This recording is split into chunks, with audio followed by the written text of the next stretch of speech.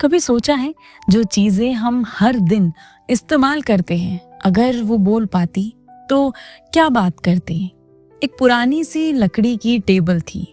उस पर एक छोटा सा आईना रखा था, बगल में एक घड़ी और कोने में एक किताब। चारों रोज साथ रहते थे, पर एक चीज कॉमन थी, चारों को अपने अंदर कुछ ना कुछ कमी लगती थी। आईना अक्सर उदास रहता था। वो कहता, मैं खुद कभी सुंदर नहीं दिख सकता, मैं बस दूसरों को दिखाता हूँ। घड़ी हल्की सी टिक टिक करती और बोलती, मैं हमेशा भागती रहती हूँ, कभी रुक कर जी ही नहीं पाती। किताब धीरे से अपने पन्ने पलटती और कहती, मेरे अंदर कहानियां तो बहुत है, पर अक्सर लोग मुझे पूरा पढ़ते ही नहीं। और टेबल वो चुप रहती थी। एक दिन तेज हवा चली, खिड़की खुली और आईना जमीन पर गिरकर थोड़ा सा टूट गया। अब वो और उदास हो गया।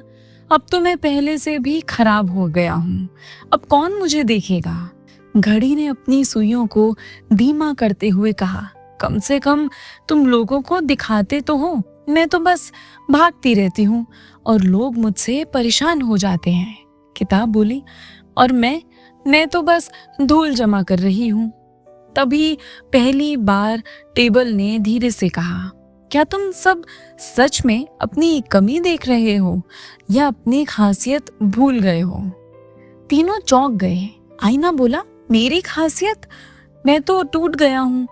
टेबल मुस्कुराई, तुम टूटे हो, पर अब तुम एक नहीं कई तस्वीरें दिखा सकते हो। हर टुकड़ा एक अलग नजर देता है। घड़ी बोली, और मैं तो बस भागती हूँ। टेबल ने कहा, तुम भागती नहीं, तुम सबको आगे बढ़ना सिखाती हो। अगर तुम रुक जाओ तो जिंदगी भी रुक जाएगी। किताब ने धीमे से पूछा, और मुझे तो लोग अक्सर पूरा भी नहीं पढ़ते। टेबल ने प्यार से कहा, हर कोई पूरी कहानी नहीं पढ़ता, लेकिन जो एक पन्ना भी पढ़ लेता है उसकी जिंदगी बदल सकती है।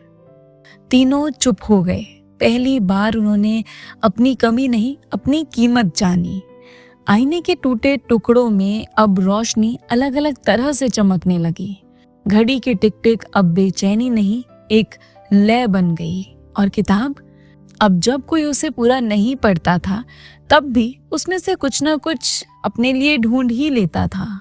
और टेबल, वो आज भी वही है, सबको थामे हुए बिना कुछ कहे।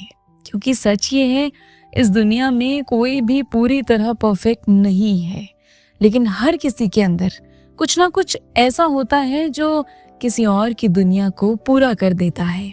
तो अगली बार जब तुम्हें लगे कि तुमने कमी है, याद रखना, शायद वही कमी किसी और के लिए तुम्हारी सबसे बड़ी खूबसूरती हो।